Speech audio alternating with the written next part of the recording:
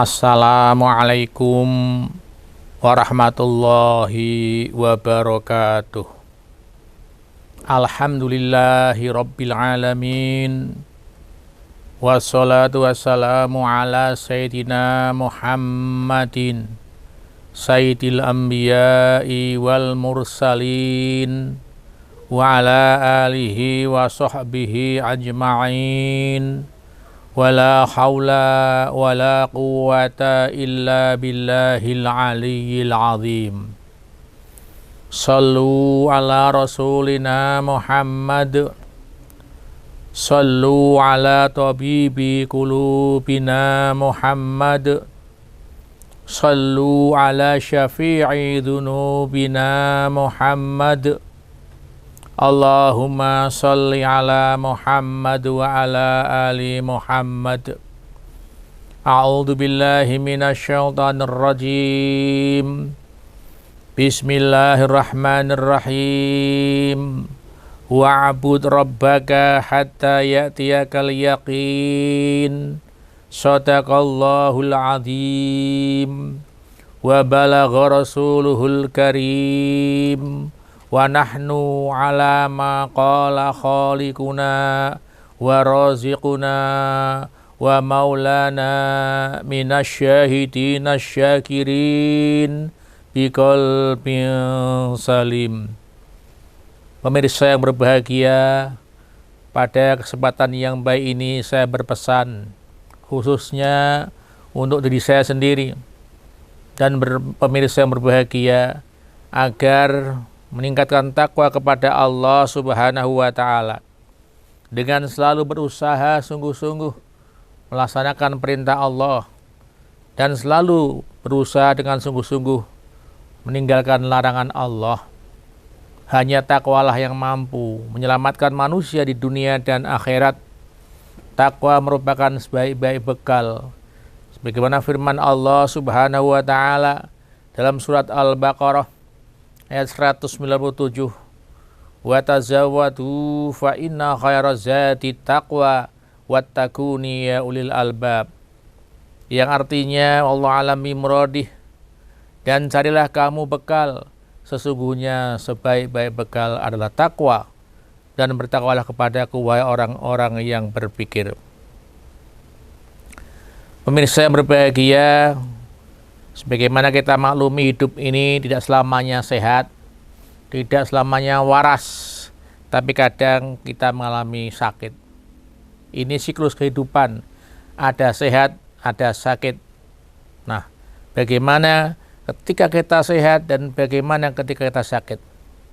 Terutama ketika sakit, ini membutuhkan satu ketabahan yang luar biasa, kesabaran luar biasa, karena orang sering lalai.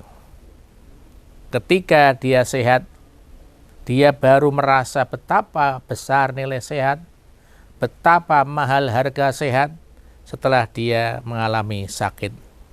Semua orang pasti sakit, bahkan Nabi pun sakit. Hanya perbedaannya, kalau manusia sakit ini bisa kadang-kadang mengakibatkan cacatnya tubuh, tetapi para nabi dijaga kehormatannya, walaupun sakit tidak sampai menjadikan cacat tubuhnya itu. Di sini ada hal yang menarik, yaitu seorang sahabat yang bernama Imran bin Husain. Beliau ini seorang sahabat yang luar biasa, yang hobinya sakit. Ya, kalau kita kan ya ada hobi ya, pengen kalau sakit pengennya waras, diobati kemana-mana. Ibaratnya apa yang orang ngomong, dia akan coba untuk menyembuhkan penyakitnya. Tapi ini berbeda, sahabat Imran bin Husain ini, dia hobinya sakit. Sehingga pernah sakit sampai 30 tahun. Ya, 30 tahun. Pernah sembuh, minta sakit lagi. Dan ketika sakit tidak pernah gersah. Apalagi geriyeng ya, aduh. Ngomong saja tidak pernah itu selama 30 tahun. Beliau merasakan nikmatnya sakit. Memang seharusnya manusia itu juga harus adil. Coba kita nikmati rasa sakit seperti kita menikmati rasa bahagia, harusnya begitu ya. Tapi kita kan tidak bisa seperti itu ya. Nah, jadi tidak pernah mengadu, tidak pernah geresah, tidak pernah dersulo. Ini profil Imran bin Husain. Dan ketika dijenguk temannya, dia selalu mengatakan, aku cinta kepada orang yang dicintai Allah. Aku cinta kepada orang yang dicintai Allah. Siapa saja yang dicintai Allah, aku suka. Itu kalimat yang disampaikan ketika dijenguk. Jadi ya jauh ya. Tapi bukan berarti kita tidak bisa meneladani itu. Minimal kita tidak geresah. Kalau geresah dikurangi lah ya. Biasanya orang kan geresahnya tidak main-main itu ya. Apalagi sakit ya, yang sudah lama bertahun-tahun, diberi sakit 3 tahun saja ya. Kadang-kadang ketika ada pengumuman di musola, inna lillahi wa inna ilaihi raji'un, dia berkata, kok orang aku sih mati gitu.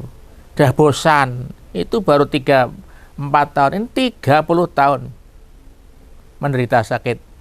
Nah. Kemudian Imam Hasan Al-Basri juga memuji beliau bahwa Imran ini ya, seorang sahabat yang luar biasa, yang dipercaya dan pernah dikirim ke negara Basrah atau Basrah.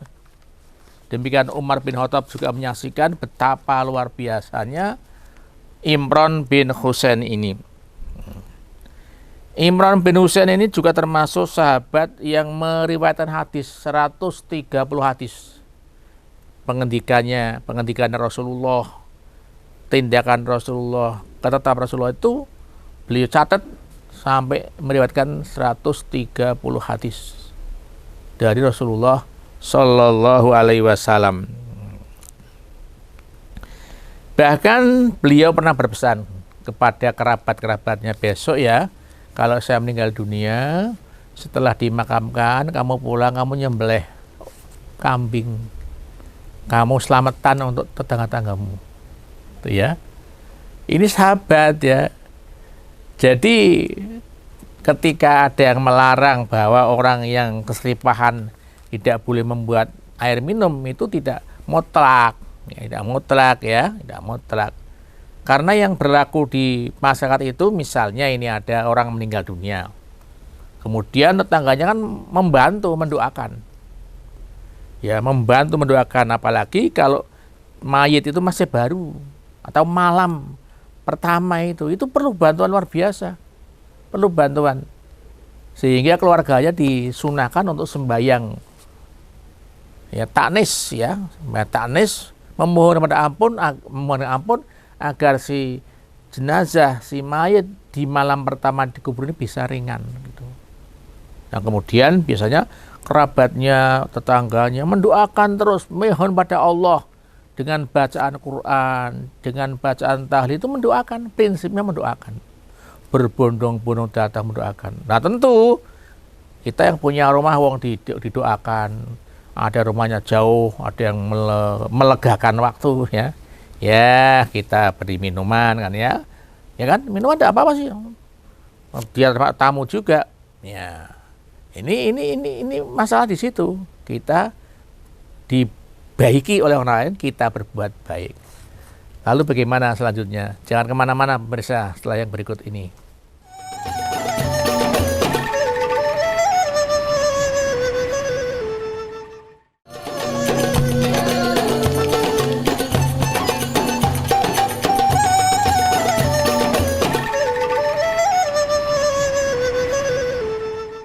Pemirsa yang berbahagia, jadi bukan hal yang berlebihan ketika ada seorang keluarga yang kepaten keseripahan keluarganya, kemudian tetangga datang membacakan Al-Quran, membacakan zikir, tasbih dan lainnya, kemudian yang punya rumah itu memberikan nyamian, ya itu udah masalah, ya kan?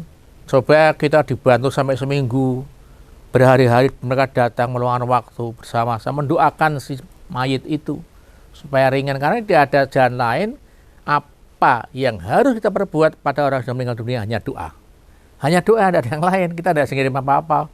Mau ngirim makanan tidak bisa. Hanya doa. Nah, kemudian ya tradisi ya. Dibantu sudah seminggu, sudah terima kasih. Ya, ditambahi dia hanya diberi minuman dan pacetan atau snack. Mungkin diberi sembako ya dan sebagainya. Itu hanya hubungan karena kita saling menolong saja, ya. Bukan karena kita itu kena apa tradisi orang-orang lain, tidak. Itu sudah ada ajarannya. Ya. Nah, bagaimana kalau kondisinya orang yang tidak mampu, ya kan? Kan kita harus menyediakan minuman, gula pasir, teh kan juga harus pakai duit. Nah, disinilah kemudian masyarakat harus tahu. Kalau ada tetangganya yang kematian, dia itu tidak mampu, kita harus membantu sebanyak-banyaknya. Jangan sampai kita membantu banyak hanya pada orang kaya, lebih-lebih orang yang menderita seperti ini. Wah, dia berarti butuh wedangan sampai seminggu, kita bantu beri teh, beri gula, ya, beri nyamian, beras, itu ya. Ini tangganya harus begitu. Jangan kemudian ada orang Islam lain, mukmin lain menderita, kita tidak berbuat apa-apa. Harus ditandang itu. Ini kewajiban masyarakatnya. Kita bangun bagaimana solidaritas, ya. Dan ini saya melihat kalau di Kota Pekalongan sudah berjalan, ya. Oh, begitu yang kematian tidak mampu, ya orang berduyun-duyun untuk membantu. Nah, jadi tidak kemudian kita berpikiran, ya udah orang udah susah kok disuruh keluarkan wedang dan pacetan. Bukan itu, kita harus tahu prosesnya, bukan hasilnya. Prosesnya kayak apa sih? Kok dia bisa begitu? Nah, dan mereka itu orang yang datang membantu itu tidak butuh apa-apa. Malamnya udah ngaji di rumahnya, paginya di makom dikubur, dia tidak butuh apa-apa. Wah, sekarang supaya praktis kan ya, udah praktis supaya jangan masak daripada bangun malam. Ya, dibelikan aja catering kan banyak. Beli sego bungkusan ya. Yang ngaji 50 orang ya sudah beli 50. Selesai. Dan orang tidak ada komentar.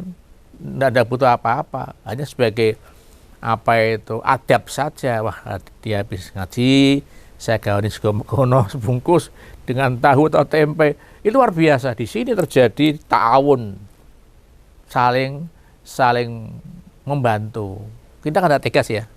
Ayah kita meninggal, sepi rumahnya kan tidak tega itu. Apalagi Nabi mengatakan jangan jadikan rumahmu sebagai kuburan. Tidak ada suara Al-Quran, tidak ada suara tasbih. Ini. Nah demikian, berarti ini sahabat Imran bin Husain sudah seperti itu pesan. Besok saya meninggal dunia ya. Nanti sehabis dimakamkan, kamu menjamu orang-orang yang sudah membantu kita. Nah sebetulnya sakit ini merupakan ujian, cobaan. Semua orang diuji dengan sakit itu. Nah, ujian ini menandakan, membuktikan bahwa Allah cinta pada orang itu. Itu yang sampai sekarang belum kita resapi. Betapa indahnya dia kata kita meresapi, oh aku sakit. Oh, aku berarti dicintai Allah. Oh, luar biasa, dicintai Allah luar biasa itu. Kita masih dicintai sesama teman, sesama malu aja sudah senang. Apalagi dicintai Allah yang Maha Kuasa, Maha segalanya di dunia ini dan akhirat. Ini yang belum bisa kita rasakan. Memang sulit. Kita upayakan bagaimana ketika kita coba misalnya sakit itu sebetulnya kita itu dicintai Allah. Nabi Muhammad mengatakan idza ahabballahu qauman ibtalahum. Kalau Allah mencintai kaum, mencintai manusia, maka dia akan diberi cobaan, akan diberi ujian. Nah ini mari kita upayakan bagaimana ketika kita diuji, dicoba, bisa dicoba sakit, bisa dicoba kebanjiran, kena rob, ya dicoba macam-macam, ya dicoba misalnya BBM-nya sulit, ya gas tabung gasnya sulit, kan semua cobaan itu. Nah kita merasa, oh aku dicintai Allah, ya kita tidak perlu ngumpat-ngumpat, apalagi nyalahin orang lain. Ya kadang-kadang kita nyalahin orang lain, misalnya kelangkaan kedelai misalnya, ini kita sering menyalahkan orang lain, ya tidak merasakan ini pun cobaan mengapa seperti ini, ya. Nah kemudian ada hikmahnya, kita sakit itu mempunyai hikmah, ya beberapa hikmah, sehingga Imron bin Husain itu hobi sakit, pernah sembuh itu minta sakit lagi. Karena apa? Ternyata selama sakit setiap hari dia disalami malaikat, diajak salaman malaikat. Nah ketika sakitnya sembuh, tidak ada lagi malaikat yang datang, kangen, yaitu itu minta agar sakit lagi supaya bisa disalami para malaikat dan para didoakan malaikat. Ini artinya bahwa sesungguhnya orang sakit itu juga mulia. Ternyata beliau Imron bin Husain ini selalu mendapat salam dari para malaikat. Nah sakit ini tentu ada hikmahnya. Mengapa kita sakit? Yang pertama, hikmahnya adalah kita supaya ridho. Karena sakit ini adalah ketetapan Allah. Nah kita terima, kita ridho apapun bentuknya penyakit yang ringan maupun penyakit yang berat, kita terima, kita ridho. Kita tidak tahu apa skenario Allah Subhanahu wa taala. Sehingga Nabi mengatakan, inna idhamal jaza ma idhamil bala. Bahwa kebesaran pembalasan pahala itu akan dikaitkan dengan besarnya cobaan. Semakin besar cobaan akan apa? Semakin besar ujiannya akan mendapat balasan yang banyak. Ini kita terima, ya kita terima. Nah, lalu bagaimana selanjutnya? Jangan kemana-mana pemirsa setelah yang berikut ini.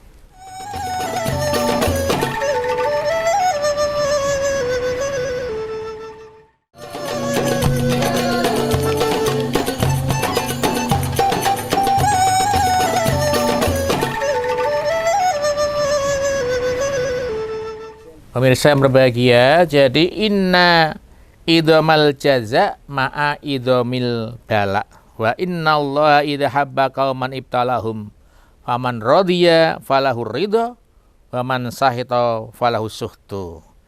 Jadi besarnya balasan, besarnya pahala itu tergantung besarnya cobaan. Allah Ta'ala ketika menyayangi kaumnya akan dicoba mereka itu. Kalau dicoba dia ridho, Allah ridho. Kalau dicoba dia marah-marah, tidak ridho, Allah pun ya murka itu. Yang kedua, hikmahnya adalah dosa-dosa kita dihapus. Di orang sakit itu dosa dihapus dan diangkat derajatnya. Ada sabda Rasulullah Sallallahu Alaihi Wasallam, ma min musibatin yusibuhu adza min maradin fama siwau ila hatallah sayyiatihi kama tahutus sajarah rawarokoha. Seorang muslim, seorang mukmin dicoba berupa penyakit, itu tidak lain akan dihapus dosa-dosanya, diampuni dosa-dosanya, rontok dosanya seperti rontoknya daun-daun pada sebuah pohon ketika tertimpa angin, rontok semuanya. Itu kalau kita bisa menerima, ya kita bisa ridho. Yang ketiga adalah sekalipun sakit, pahalanya tetap jalan terus. Misalnya ketika sehat, waras, ya senang sholat tahajud, senang membaca Quran, senang berzikir. Ketika sakit kan lemah. Ya apalagi untuk baca Quran udah lemes tak itu kan ya. Apalagi mau sholat sempurna, tubuhnya lemah. Tapi jangan khawatir bahwa aktivitas selama warasnya itu tetap diberi pahala sekalipun dia sakit. Itu dia terlentang di rumah sakit, tapi pahala. Oh, biasanya kalau saat ini sembahyang duha ya diberi pahala itu. Apa yang biasa dikerjakan akan diberikan pahalanya. Idza maridul abdu aw safara kutiba lahu mislu ma kana ya'malu muqiman sahihan. Sakit ya, atau dia masih pergi nih, musafir pergi ke luar kota, sehingga dia tidak sempat mengerjakan seperti biasanya, itu mendapat pahala. Ya, mendapat pahala. Seperti dia masih di rumah mukim maupun dia masih sehat. Nah, kemudian termasuk hikmahnya lagi, yaitu bahwa kita mendapatkan anugerah Allah yang luar biasa. Karena apa? Sakit itu belum seberapa jika dibandingkan dengan ridho Allah, dengan nikmat Allah. Coba panjenengan pikirkan. Kita ingat-ingat, kita hitung kira-kira sakit dengan sehatnya banyak mana. Umumnya orang itu banyak warasnya, ya kan? Banyak senangnya, ya. Dalam surat Az-Zumar Allah mengatakan ayat 15 ayat 51, Qul ya ibadilladzina amanu Qul ya ibadilladzina amanu taqullaha rabbakum lilladzina ahsanu fi hadhihi dunya hasanah wa ardullahi wasi'ah innama yuwaffis sabiruna ajrahum bighairi hisab. Katakanlah Muhammad, wahai hamba-hambaku yang beriman, bertakwalah kepada Tuhanmu. Bagi orang-orang yang berbuat baik di dunia ini akan memperoleh kebaikan. Dan bumi Allah itu luas. Hanya orang-orang yang bersabarlah yang disempurnakan pahalanya tanpa batas. Sabar ya. Jadi sabar, memang sabar itu satu kata tapi berat melaksanakannya. Tapi tidak ada jalan lain, harus sabar. Apa yang kita rasakan dalam sakit, ya kita sabar. Dan terus kita berdoa, minta pada Allah Subhanahu wa Ta'ala. Ya. Jadi sebetulnya kita menjadi orang mukmin itu serba untung. Kalau kita mendapat nikmat, kita bersyukur, itu baik. Kita mendapat cobaan, kita bersabar, itu baik. Dan hal seperti ini tidak didapatkan kecuali hanya orang mukmin saja. Wong Islam tok yang mendapat posisi seperti ini tidak pernah rugi, selalu beruntung. Kata Nabi, ajaban li amril mu'minin inna amrahu kullahu khair wa laisa dzaka li ahadin illa lil mu'min in asabatu sarra syakara fa kana khairan lahu wa in asabatu darra sabara fa kana khairan lahu. Kata Nabi, ajib, ajaib, istimewa, luar biasa orang mukmin itu. Semua persoalan hidupnya selalu baik. Ketika ya, jadi dalam hidupnya baik semuanya, dan ini tidak didapatkan oleh siapapun kecuali orang mukmin. Kita kalau mendapatkan kebahagiaan, kita bersyukur, itu baik. Kita mendapat cobaan ujian, kita bersabar, itu baik juga. Jadi tumibonya baik.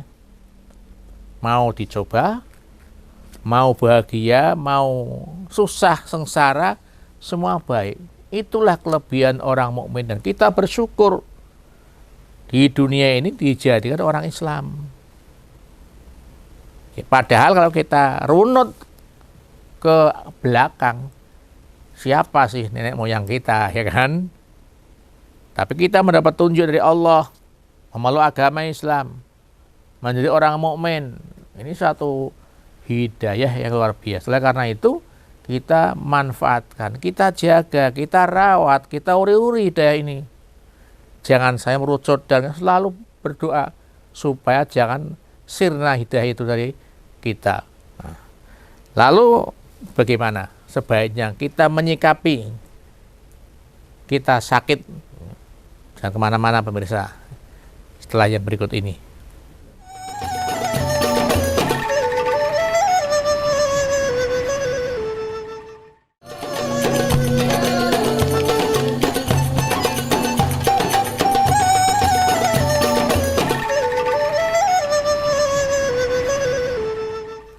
Pemirsa yang berbahagia, lalu bagaimana sebaiknya kita menyikapi sakit ini? Yang pertama harus ikhlas. Karena ini ketentuan Allah, ini kehendak Allah, ini kersane Allah. Ya kita ikhlas. Dengan ikhlas itulah kita akan mendapatkan pahala dari Allah yang luar biasa. Apapun yang kita hadapi harus dilandasi rasa ikhlas. Yang kedua, berpikir positif, ya. Jangan sampai ketika sakit kita berpikir negatif. Ini saya sakit gara-gara ini, gara-gara itu, jangan. Ya. Atau sampai gersah-gersah, saya sudah miskin kok diberi sakit begini. Jangan begitu. Ini kehendak Allah. Kita ya positive thinking lah. Justru dalam sakit ini kalau kita selalu positive thinking, berpikir positif, ini bisa membantu kesembuhan kita ya. Yang ketiga yaitu tawakal. Ya sudah, kita sudah sakit, sudah dirawat, sudah diobati, ya tawakal, pasrah kepada Allah. Dalam surat Taubah ayat 51 Allah berfirman, "Qul la yusibana illa ma kataballahu lana huwa maulana wa 'alallahi falyatawakkalul mu'minun." Ya. Jadi tidak ada sesuatu yang harus kita kerjakan dalam merasakan musibah ini, bahwa ini adalah semua sudah kehendak Allah, ketentuan Allah. Allah lah huwa maulana, ya. Wa 'alallah falyatawakkalul mu'minun. Kita berpasrah diri, tawakal kepada Allah, sudah pasrah bongkoan. Wes masa bodoh Gusti Allah mau diapakan ya. Yang keempat, sabar. Tadi lagi-lagi kita harus sikapi dengan kitab sabar. Dalam surah Al-Baqarah ayat 155 sampai 156 Allah dawuh, "Walabluwannakum bisyai'im minal khaufi wal ju'i wa naqsim minal amwali wal anfusi wat thamarat wa basyiris sabirin alladzina idza asabathum musibah qalu inna lillahi wa inna ilaihi raji'un." Allah mencoba kita, ya.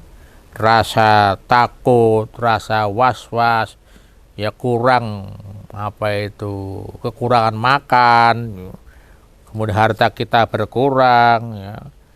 Kemudian misalnya hasil pertanian kita juga berkurang. Lalu ada kabar basyiris sabirin, kita diberikan bergembiralah orang-orang yang sabar. Jadi kembali lagi sabar dan sabar.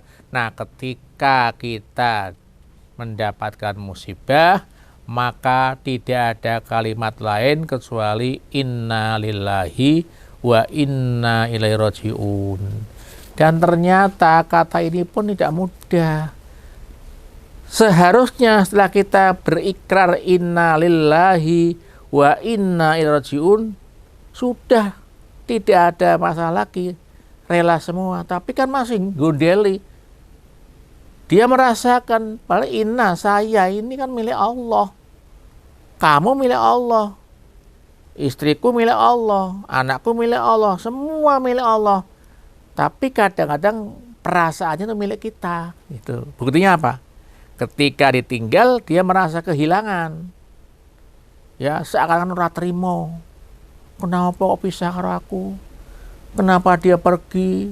Nah, ini berarti kita ini sering mengucapkan inna lillahi wa inna ilaihi rajiun, tapi belum pada praktik, masih lesan saja.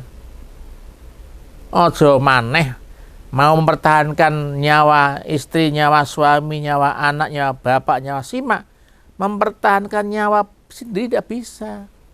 Karena apa? Inna lillahi, saya itu milik Allah. Nah, di sini perlu kita edukasi, kita belajarkan diri kita supaya rasa apa itu bahwa kita milik Allah itu benar-benar tumancep lah. Jangan hanya lisan saja mengucapkan innalillah wa inna ilaihi rajiun, tapi nyatanya kita masih banyak alasan. Kok secepat itu ya dia meninggalkan kita? Kenapa dia harus seperti itu?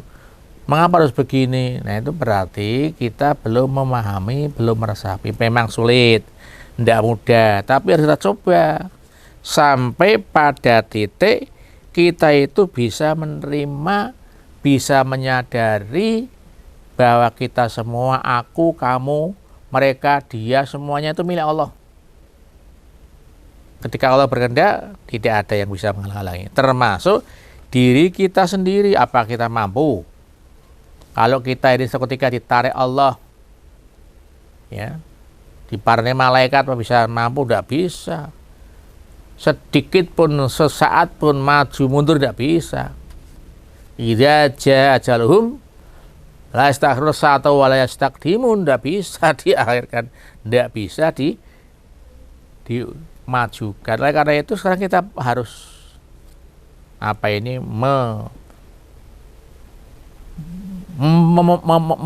mendalami ya. Hati kita itu rumangsa betul-betul saya itu milik Allah. Jangan sampai kita merasa congkak, istriku milikku, anakku milikku, suamiku milikku. Tidak bisa. Wong diri sendiri itu bukan milik diri kita sendiri ya. Nah, lalu yang ketujuh, kita berusaha berobat. Memang sih ada orang yang sakit tidak pernah berobat. Dirasa ketok ya. Nah, sekarang kan sudah canggih ya, obat itu ya. Nah, mudah-mudahan dengan obat itu kita berikhtiar supaya diberikan kesembuhan. Demikian sekelumit sedekah pitutur, segala khilaf, salah, lepat, luput, saya menyampaikan istighfar kepada Allah. Astagfirullahaladzim. Kepada pemirsa saya menyampaikan alafu minkum. Mudah-mudahan bermanfaat walaupun setipis kelamat. Bismillahirrahmanirrahim. Alhamdulillahirabbil alamin. Allahumma sholli ala dzatil mukammalah wa rahmatil munazzalah ala sayyidina Muhammad wa ala alihi wasallim. Allahumma sholli alaihi dal bahai wal jalali bukrata wasila. Allahumma kama khasastana bi kitabikal karim wa hadaitana ila siratikal mustaqim. Aslih bihi minna jami'a ma fasada wa tahhir bihi minna ma dhahar batan. Allahumma inna nas'aluka salamah wal afiyah wal barakah wan najah wasihah wal istiqamah wasa'adah wasyahadah wasa'ah wal mu'afatat daimah fid din wad dunya wal akhirah. Rabbana atina fid dunya hasanah wa fil akhirati hasanah wa qina adzabannar. Subhana rabbika rabbil izzati amma yasifun wa salamun alal mursalin walhamdulillahi rabbil alamin. Al afu minkum. Assalamualaikum warahmatullahi wabarakatuh.